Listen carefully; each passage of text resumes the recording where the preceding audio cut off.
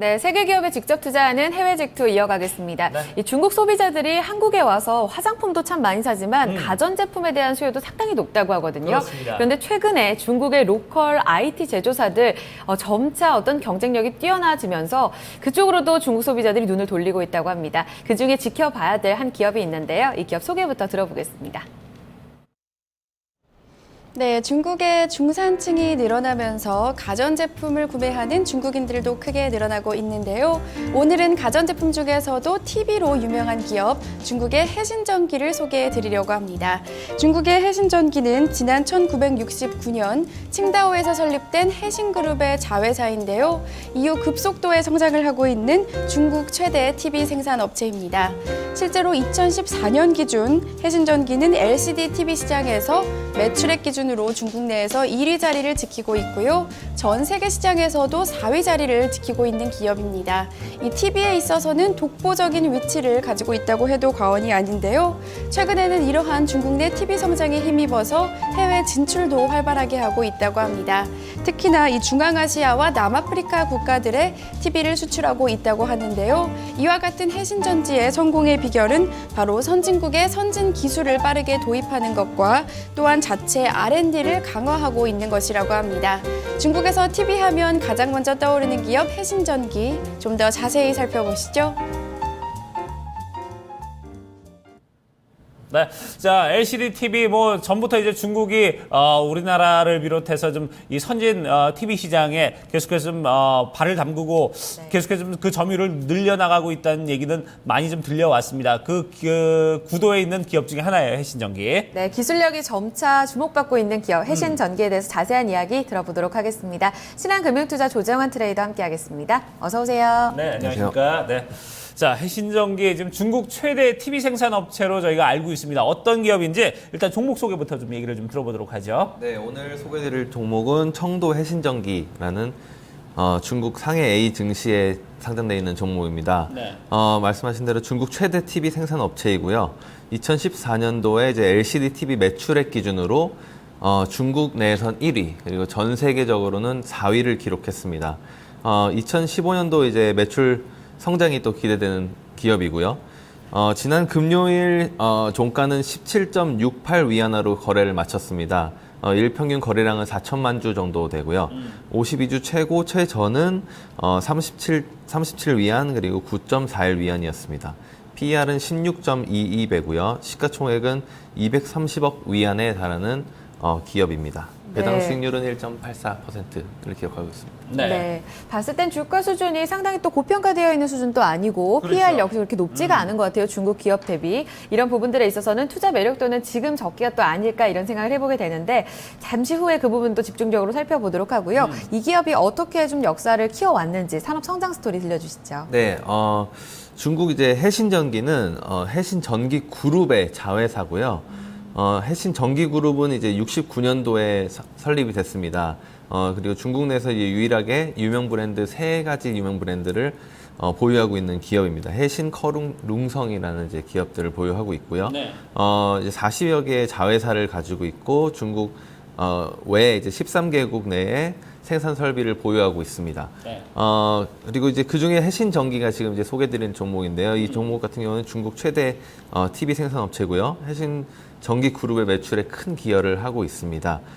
대부분 이제 90% 정도를 TV를 만드는데 이제 매출 기여를 하고 있고요. 네. 최근 스마트 TV, UHD TV 강화로 매출 성장 확대를 기대하고 있습니다. 네, 뭐 이렇게 해신전기가 조금 전에 이제 청도를 기반으로 해서 이제 기업이 이제 있다고 말씀을 해주셨는데 실제로 이제 청도에 가면은 이제 한국인들의 어떤 연구원들이 좀 상당히 많이 거주를 하고 있습니다. 그만큼 이제 한동안 이제 중국 기업에서 이제 우리나라 뭐 LCD TV라든지 여러 좀 어떤 스마트 기술에 대한 이 그런 기술 도입을 위해서 좀 연구원들 스카웃을 상당히 좀 많이 해가는 이제 그런 모습도 보여줬는데 그러다 보니까 이제 어떻게 보면 이제 TV 업체에 놓고 보면 이제 가장 경쟁이 심한 이제 기업은 이제 우리나라 기업이 될 수도 있어요. 우리나라 기업과 이렇게 좀 비교를 한다면 좀 어떤 기업들 좀 비교를 해볼 수 있을까요?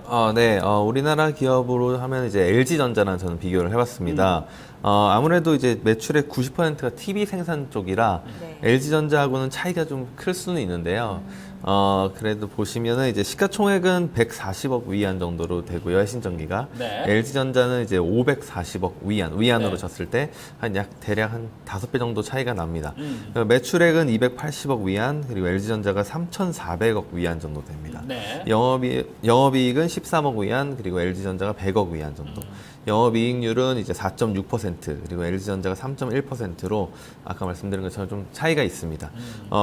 최근에 이제 가격 경쟁력을 통해서 또 이제 일본 그리고 한국의 삼성전자, LG 그리고 소니를 이제 위협하고 있는 중입니다. 네, 그래요.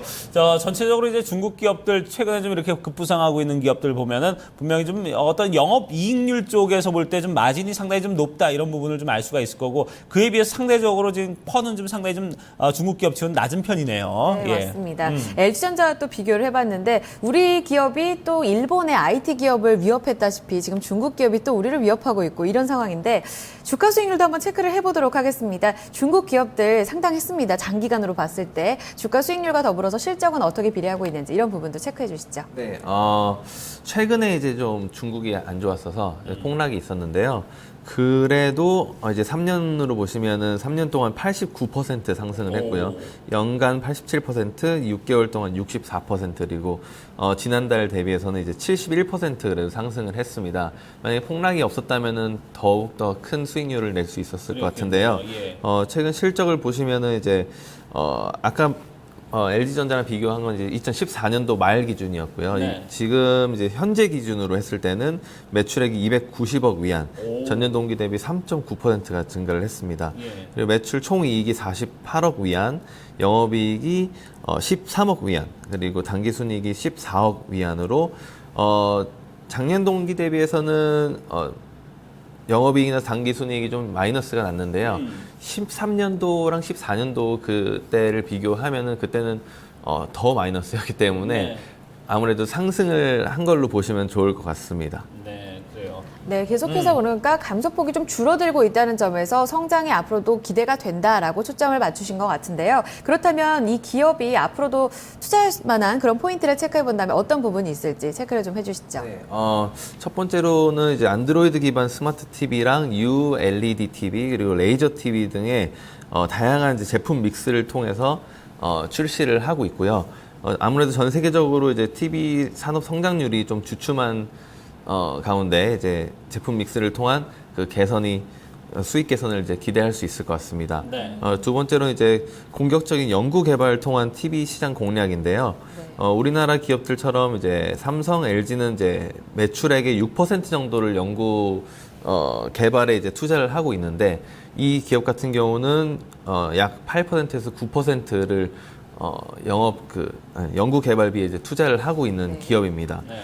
그리고 최근 이제 정부가 15년 내로 이제 중국 지방 내 송수신 방식을 아날로그에서 디지털로 이제 전환을 하겠다고 얘기를 했는데요. 이에 따라서 이제 디지털 방식 전환에 따른 신규 TV 교체 수요 증가가 예상됩니다.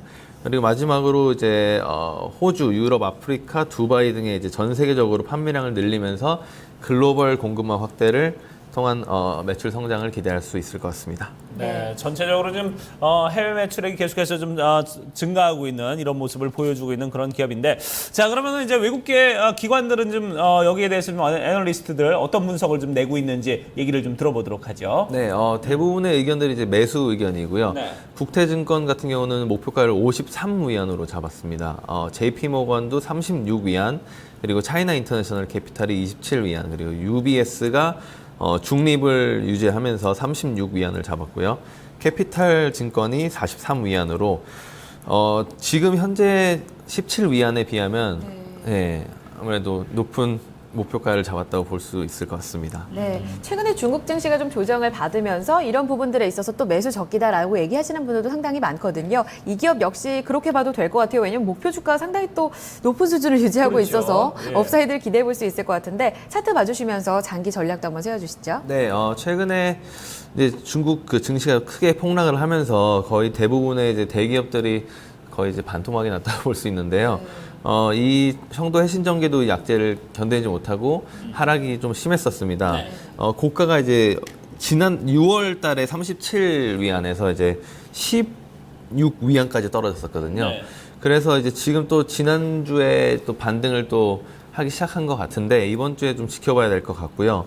만약에 예전처럼 반등을 해서 예전처럼만 다시 올라가 준다면 그 이후로는 아마 실적이랑 모든 게 받쳐주기 때문에 탄탄하게 갈 수 있을 것 같습니다. 네. 그래요. 앞으로 중국 증시의 반등 영역이 또 이 기업의 반등을 이끌어낼 수 있을지 그 분수령이 또 될 수 있을 것이다라는 이야기도 해주셨는데요. 실적이나 뭐 성장성은 탄탄하기 때문에 이런 부분들 믿고 한번 관심 종목에 넣어 놓으시길 바라겠습니다. 해신전기에 대해서 자세한 이야기 나눴습니다. 신한금융투자 조장환 트레이더와 함께했습니다. 감사합니다, 트레이더님. 네, 고맙습니다.